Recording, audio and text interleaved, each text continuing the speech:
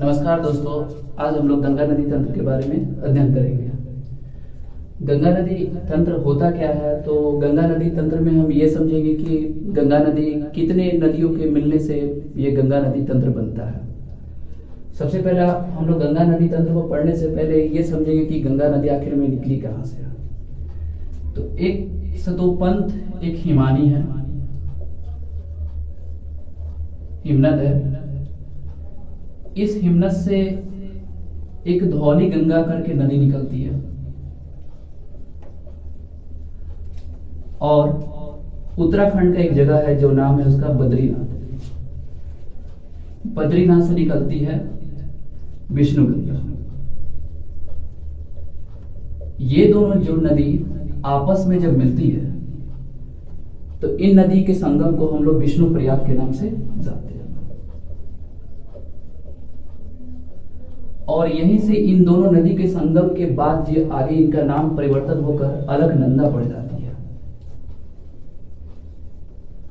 अब हम इस नदी को अलकनंदा के नाम से जानेंगे। अलकनंदा फिर आगे बढ़ती है तो इससे नंदाकिनी नदी मिलती है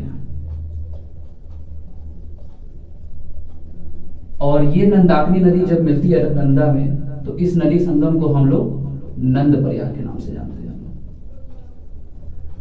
फिर अलकनंदा और आगे बढ़ती है तो यहां से पिंडार नदी मिलती है और यह पिंडार नदी जिस स्थान पर मिलती है इस संगम को हम लोग कर्ण प्रयाग के नाम से जानते हैं। फिर उसके बाद से बद्रीनाथ के बाद आता है केदारनाथ।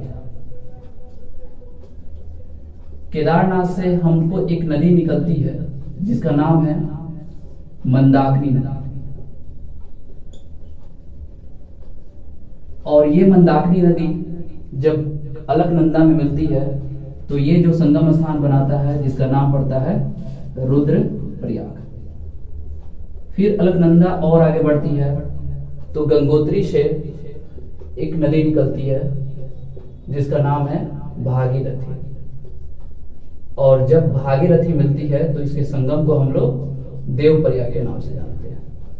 और यहां से हमारी स्टार्ट होती है गंगा नदी तंत्र और ये कहलाती है गंगा नदी। फिर गंगा नदी आगे बढ़ती है तो यहां से एक यमुनोत्री हिमनद है और इस यमुनोत्री हिमनद से यमुना नदी निकलती है और इन दोनों नदी का संगम होता है प्रयागराज में, जो कि पुराना नाम इसका इलाहाबाद था, वर्तमान में इसका नाम प्रयागराज कर दिया गया, जो कि यूपी शहर में है। और ये नदी धीरे धीरे प्रयागराज से जब नदी आगे बढ़ती है तो ये बिहार होते हुए पश्चिम बंगाल होकर ये बांग्लादेश में जाकर मिल जाती है और ये बांग्लादेश में इस नदी का नाम पद्मा के नाम से जाना जाता है। अगर गंगा नदी तंत्र आपको समझ में आया होगा तो इस चैनल को सब्सक्राइब करें, लाइक करें और शेयर करें। धन्यवाद।